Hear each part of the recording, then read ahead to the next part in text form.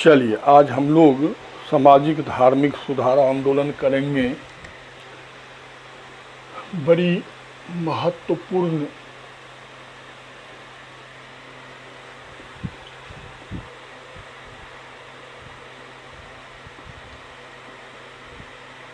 Topic है ये,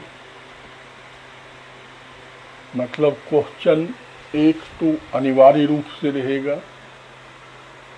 सबसे पहले इसका तात्पर्य, ठीक है, फिर कारण। तो कारण क्या है? प्रगतिशील सक्रियता की नीति, मतलब आधुनिक शिक्षा, रेल, डाक, यातायात,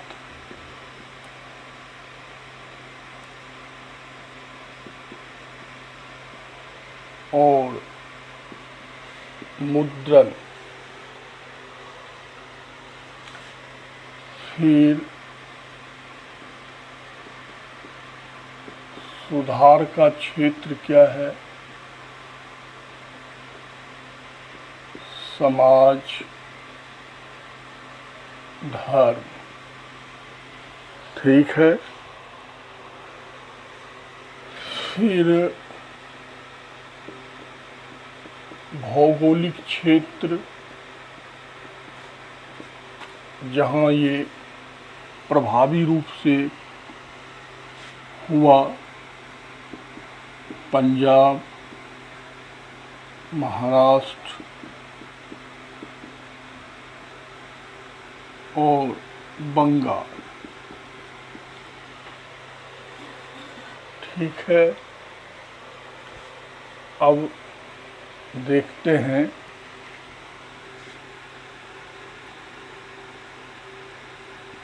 सुधार का तरीका, कैसे सुधारा जाए। तो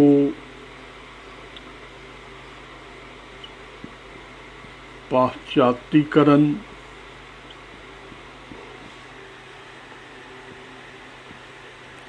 पुनरुत्थानवाद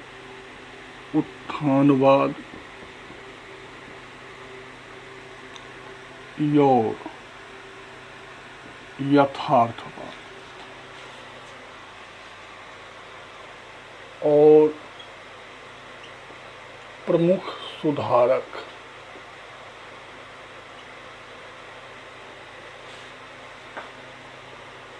राजा राम मोहन राय, स्वामी दयानंद सरस्वती और स्वामी विवेकानंद। ये ब्रेकअप है जिसके आधार पर हमको अध्ययन करना है सामाजिक धार्मिक सुधार आंदोलन। देखो, सामाजिक धार्मिक सुधार आंदोलन का तात्पर्य क्या होता है? पुनर्जागरण, अर्थात आप वर्तमान में जिस स्थिति में हो उस स्थिति से आगे की ओर बढ़ना। जो हमारी सामाजिक धार्मिक जड़ता है, जिस सामाजिक धार्मिक जड़ता के कारण समाज जड़वत हो जाती है, समाज आगे की ओर नहीं बढ़ती है, उसको नए विचारों से तोड़कर आगे की ओर बढ़ना सामाजिक धार्मिक सुधार आंदोलन कहलाता है। इसे पुनर्जागरण भी कहते हैं। अब भारत में देखो, ये कोई पहली घटना नहीं है। प्राचीन काल में भी 6ठी शताब्दी ईसा पूर्व हुआ था, जिसका नेतृत्व महात्मा बुद्ध और महात्मा महावीर ने किया। मध्यकाल में भी हुआ, जिसे आप भक्ति आंदोलन कहते हैं, और आधुनिक काल में भी हुआ। 19वीं सदी में प्रारंभ में शुरू हुआ, अब तक चला ही आ रहा है। तो इस सामाजिक धार्मिक सुधार आंदोलन ने जो आज नया भारत देखते हो, वो इसी के नींव पर खड़ा है। कहीं इसी सामाजिक धार्मिक सुधार आंदोलन के सामाजिक चेतनाओं के कारण हम में राजनीतिक चेतना आई, और उस राजनीतिक चेतना के परिणाम स्वरूप हमने स्वतंत्रता की लड़ाई प्रारंभ की, स्वतंत्रता मिली और नव भारत का निर्माण किया। अब देखो, वास्तव में इस सामाजिक धार्मिक सुधार आंदोलन का कारण क्या है? तो वास्तव में ब्रिटिश कंपनी और ब्रिटिश सरकार ने अपने लाभ के लिए जो भारत में नए चीज लाए, कहीं न कहीं उसी से ये चीज़ें सामने आई।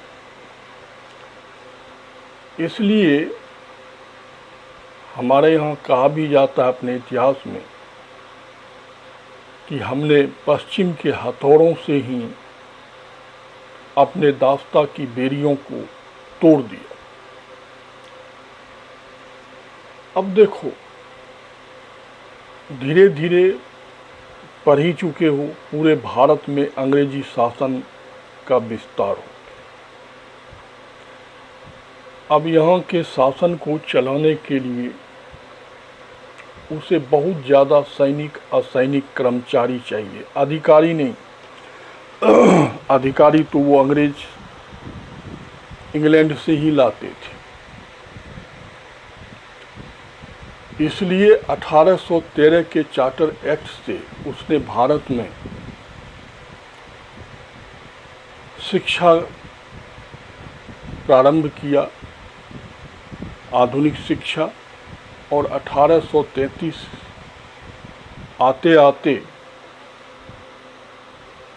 और 1835 में उसने इंग्लिश मीडियम से भारतीयों का शिक्षा प्रारंभ किया, ताकि आवश्यकता अनुसार ये हमारे काम के हो जाए। तो स्वाभाविक है, हमने भी अंग्रेजी माध्यम में आधुनिक शिक्षा प्राप्त किया, तो हमारा संपर्क यूरोप के पुनर्जागरण और प्रबोधन के काल के उदारवादी साहित्य से हुआ। तो हमें ये चेतना आई कि अरे यार, हम तो गुलाम हैं, हमारे ऊपर एक विदेशी शासक का शासन है,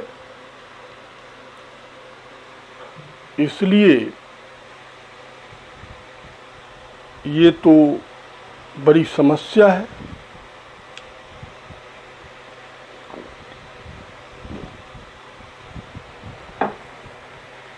अब इनने भारतीय संसाधनों को लूटने के लिए रेल का आविष्कार किया,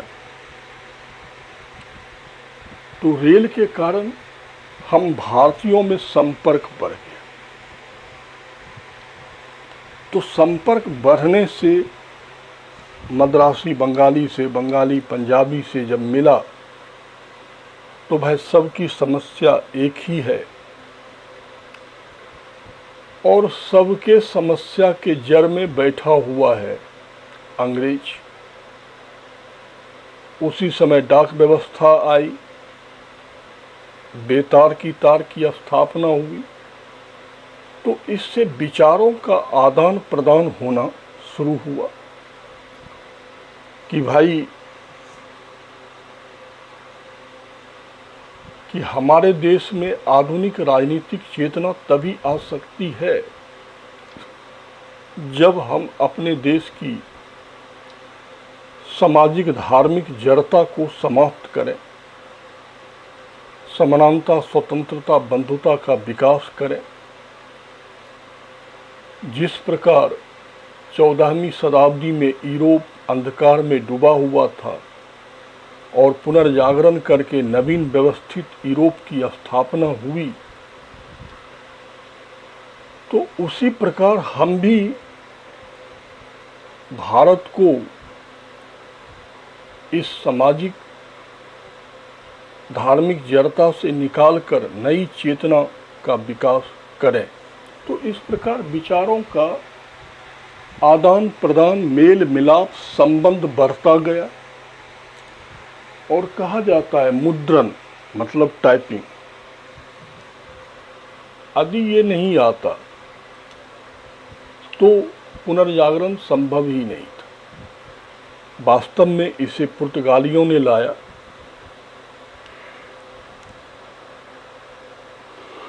लेकिन बाद में धीरे धीरे ये विकास करते गया।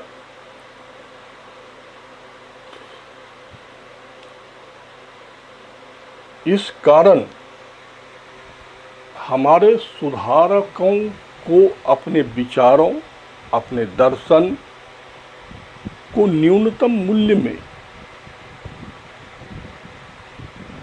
प्रकाशित करने का मौका मिला, ताकि उस दर्शन से और उस विचारों से भारतीय परिचित हो सके।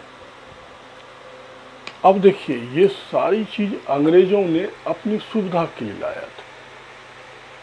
चाहे वो आधुनिक शिक्षा हो, रेल हो, डाक हो, यातायात हो, मुद्रण हो, कोई उसने हमारे में सामाजिक धार्मिक सुधार आंदोलन करने के लिए लाया नहीं था।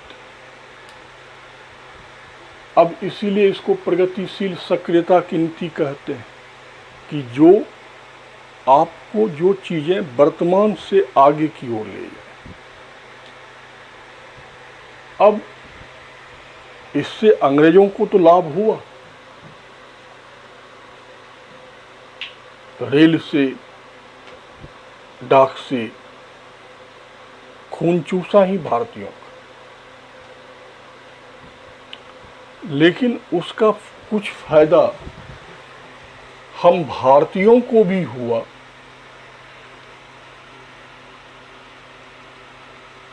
जिसने हमारे देश के पढ़े लिखे लोगों को समाज और धर्म की ओर अग्रसर किया। अब सुधार कहाँ संभव है? तो सबसे पहले समाज, क्योंकि रूढ़िवादी समाज जो विश्वास और परंपराओं से बंधा होता है, उस समाज को अंधविश्वास, परंपरा से बाहर निकालना सबसे जरूरी होती है। क्योंकि जब तक सामाजिक चेतना नहीं होगी, तब तक वो समाज अधिकारों की मांग नहीं करेगी, उसमें राजनीतिक दृष्टिकोण पैदा नहीं होगा। इसलिए आवश्यक है कि इस जड़वत समाज को प्रगतिशील किया जाए। अर्थात हमारे समाज के अंदर में जो अशिक्षा है, महिलाओं की जो स्थिति थी, बाल विवाह, विधवाओं की जो स्थिति थी, सती प्रथा जैसे घृणित जाति प्रथा जैसे महाघृणित, अस्पृश्यता जैसा अति घृणित चीजें जो थी, उसे किस प्रकार से तोड़ा जाए और इस बंधन के जकड़ से समाज को किस प्रकार से निकाला जाए। क्योंकि जब तक समाज नहीं निकलेगा इससे, तब तक आगे का काम संभव नहीं है। अब देखो, जब आप भारत के संदर्भ में बात करते हो, तो यदि आपको भारत में समाज सुधार करना है, तो आप ये मान के चलो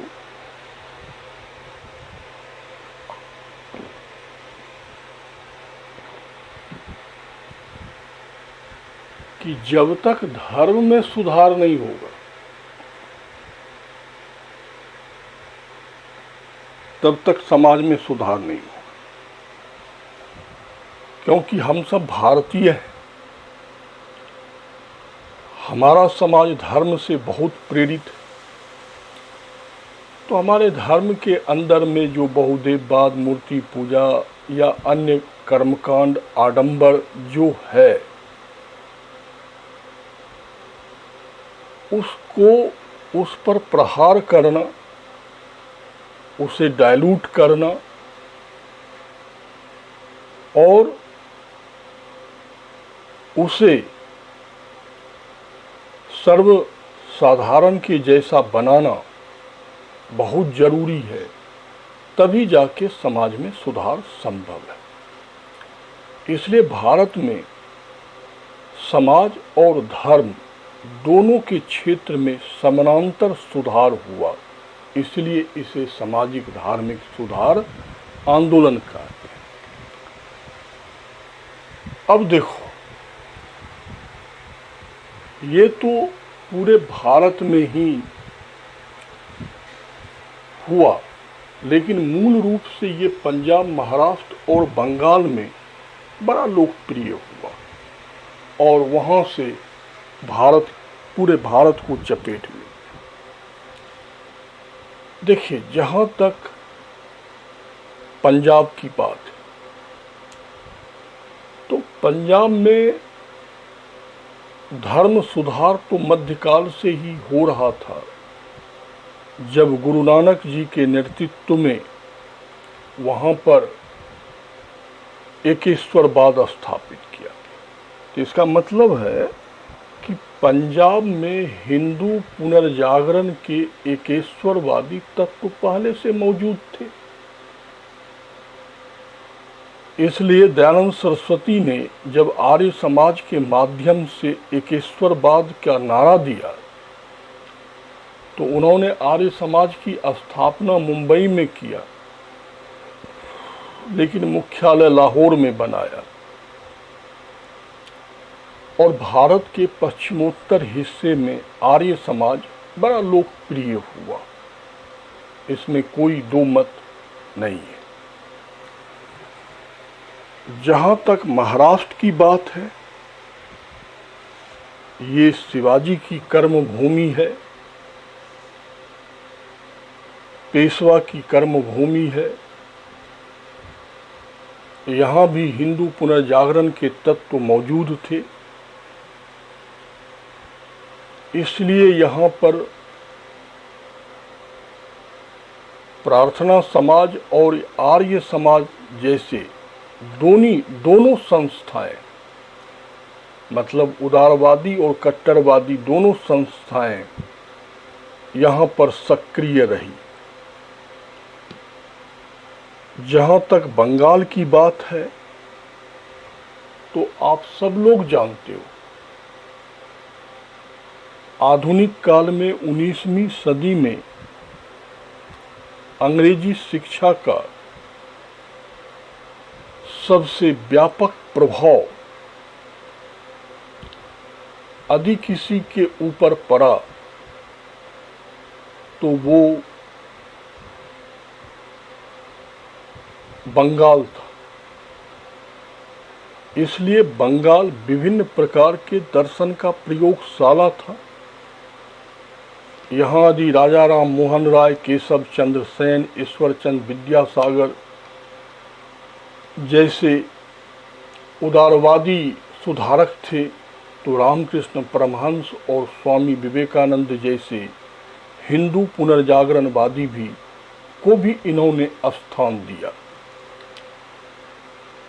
तो इन तीनों क्षेत्रों में यदि ये सुधार के प्रारंभिक लक्षण दिखाई देते हैं और वहीं से पूरे भारत में फैला, तो इसके कारण पहले से ही उपस्थित हैं इन क्षेत्रों में कि पंजाब में एकेश्वरवादी सुधार मध्यकाल से चल रहा है। महाराष्ट्र भाई साहब शिवाजी की कर्मभूमि है, पेशवा की कर्मभूमि है, स्वराज शब्द वहाँ से निकला है, तो स्वाभाविक है कि वहाँ भी वो तत्व उपस्थित थे।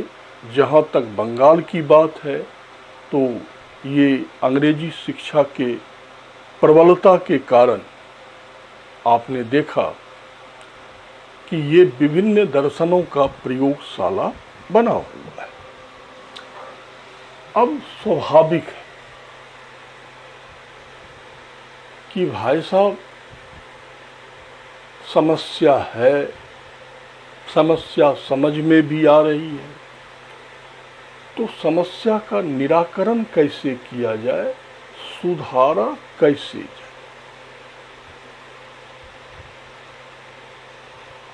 दोनों बात है कि वह बीमारी है,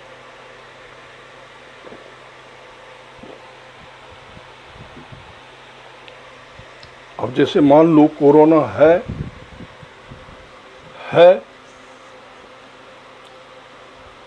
तो कैसे बचा जाए। तो जब तक वैक्सीन नहीं आ रहा है तब तक एक ही उपाय है, सोशल डिस्टेंसिंग। आप मान के चलो वही वैक्सीन है, लेकिन आज पूरी दुनिया उस वैक्सीन को बनाने के लिए तैयार है। तो वही है कि समस्या है, तो समस्या का समाधान कैसे किया जाए। तो देखो, कुछ जो सुधारक हैं वो कह रहे हैं पाश्चात्य, जैसे राजा राम मोहन राय इसके बड़े समर्थक हैं। इनका मानना है कि 14वीं सदी तक यूरोप की भी हालत तो भारत से भी बदतर थी, लेकिन 16वीं सदी आते आते यूरोपियंस पुनर्जागरण ने यूरोप को शक्तिशाली और समृद्ध देश के रूप में बदल दिया। तो हमें भी भारत को उसी रास्ते पे ले जाना चाहिए।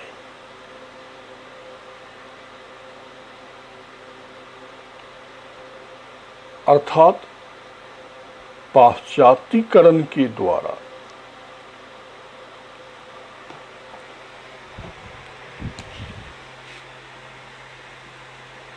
आधुनिक शिक्षा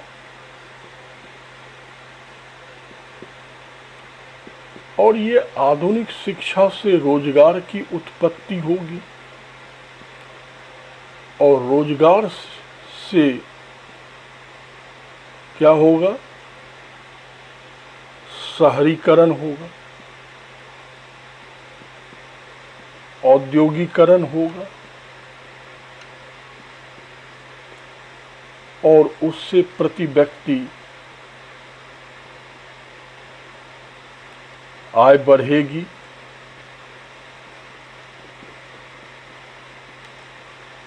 और इससे जीवन स्तर ऊंचा होगा।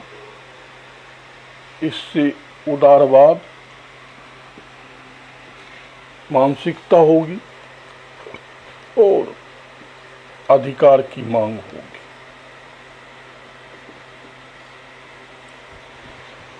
देखिए, कि भाई यूरोपियंस में जो आधुनिक शिक्षा का निर्माण किया, ये रोजगार परक है, इससे रोजगार की उत्पत्ति होती है, तो स्वाभाविक है उससे शहरीकरण, औद्योगिकरण होगा, प्रति व्यक्ति आय बढ़ेगा, जीवन स्तर ऊंचा होगा, सोच बढ़ेगा, उदारवादी सोच होगा, और पब्लिक अपने ही क्या करेगी, अधिकार की मांग करेगी, जैसा इंग्लैंड में हुआ कि वहां भी तो सामंतवाद और राजतंत्र था, लेकिन जैसे जैसे आधुनिक शिक्षा का विस्तार हुआ, इंग्लैंड का इंडस्ट्रियलाइजेशन होते गया, शहरीकरण होते गया, उदारवादी व्यवस्था आते गई, राजा की शक्ति नाम मात्र की रह गई, सारी शक्ति जनता के संस्था संसद में चली गई। तो एक तरीका ये हो सकता है और इसके द्वारा हम भारतीयों का सुधार कर सकते हैं। और इस स्कूल का समर्थन और संस्थापक राजा राम मोहन राय करते थे। तो राजा राम मोहन राय पाश्चात्य शिक्षा के बहुत बड़े समर्थक थे। अब देखो, दूसरा तरीका है पुनरुत्थानवाद। इसका जो संस्थापक हैं वो स्वामी दयानंद सरस्वती है।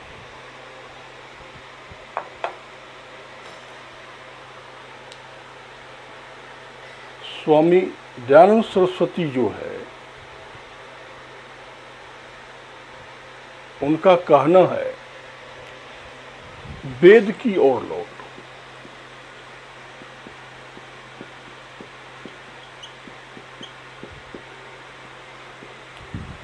अर्थात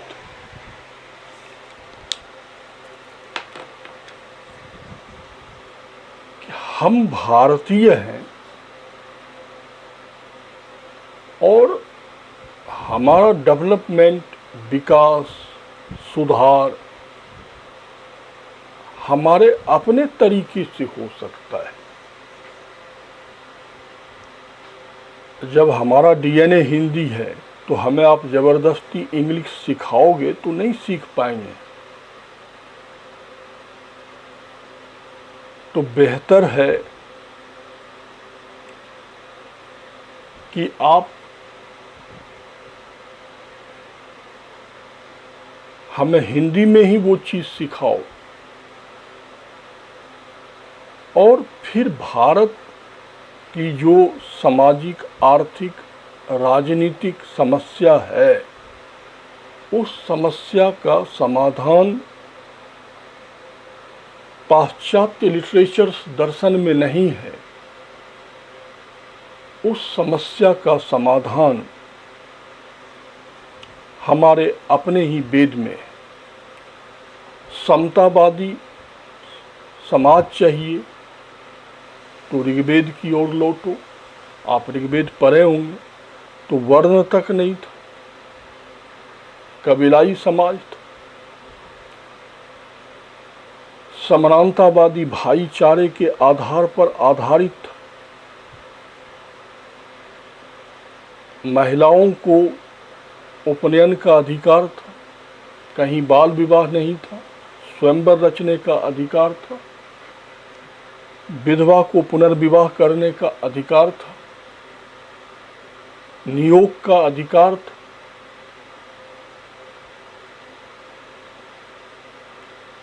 यदि राजनीतिक समस्या का समाधान चाहिए तो वही है कि भाई अथर्ववेद में सभा और समिति, house of Commons and house of Lord की बात हुई। भारत में उसे लोकसभा, राज्यसभा कहते हैं। तो हमें house of Lord and house of Commons का नकल करने की क्या जरूरत है? हम अपने ही अथर्ववेद के सभा और समिति का विकास करें। जहाँ तक भारतीय अर्थव्यवस्था की समस्या का समाधान है, तो उसमें भी आपको वैदिक युग की ओर लौटना होगा, अर्थात स्किल्ड बेस हस्तशिल्प उद्योग की ओर, जिसका वेदों में भी उल्लेख हुआ है और इतिहास गवाह है कि इसी स्किल्ड बेस हस्तशिल्प उद्योग के कारण भारत सोने की चिड़िया बनी है। तो आपके सारे सामाजिक, राजनीतिक, आर्थिक समस्या का समाधान हमारे अपने ही दर्शन में है, तो हमें दूसरे की ओर देखने की जरूरत नहीं है।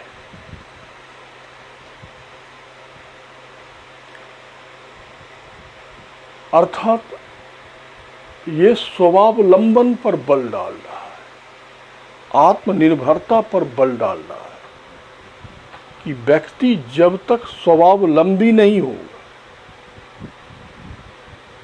व्यक्ति तब तक आत्मनिर्भर नहीं हो सकता है। इसलिए व्यक्ति का स्वावलंबी होना परम आवश्यक।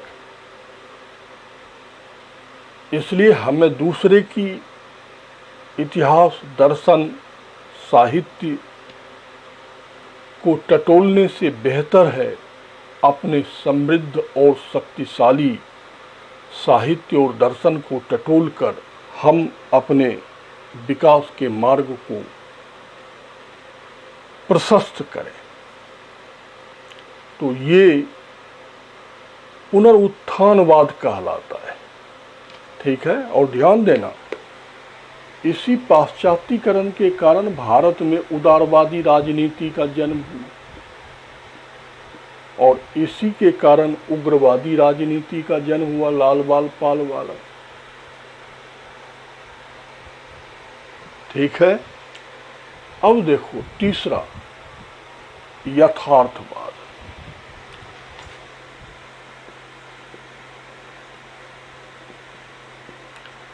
सबसे बड़ी बात है, इसके समर्थक राजा राम मोहन राय भी थे। इस यथार्थवाद के समर्थक स्वामी दयानंद सरस्वती भी थे और इस यथार्थवाद के समर्थक स्वामी विवेकानंद भी थे। देखो, दुनिया के कोई भी समाज हो, चाहे धार्मिक संगठन हो,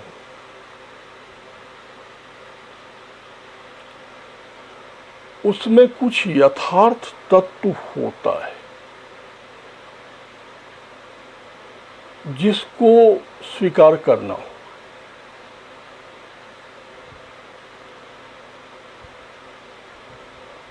बट सुधार के साथ, हूबहू नहीं।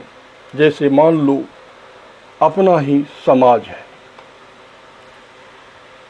चाहे राजा राम मोहन राय हो, दयानंद सरस्वती हो, स्वामी विवेकानंद हो, सब ने जाति प्रथा का विरोध किया लेकिन वर्ण व्यवस्था का समर्थन किया कि वर्ण वास्तव में कार्यों का विभाजन है।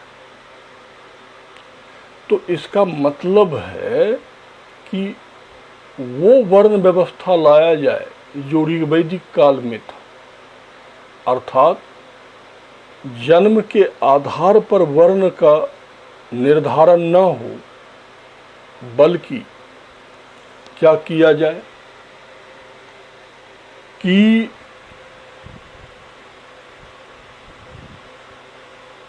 आप जो है अपने कर्मों के आधार पर अपने वर्णों का निर्धारण करें।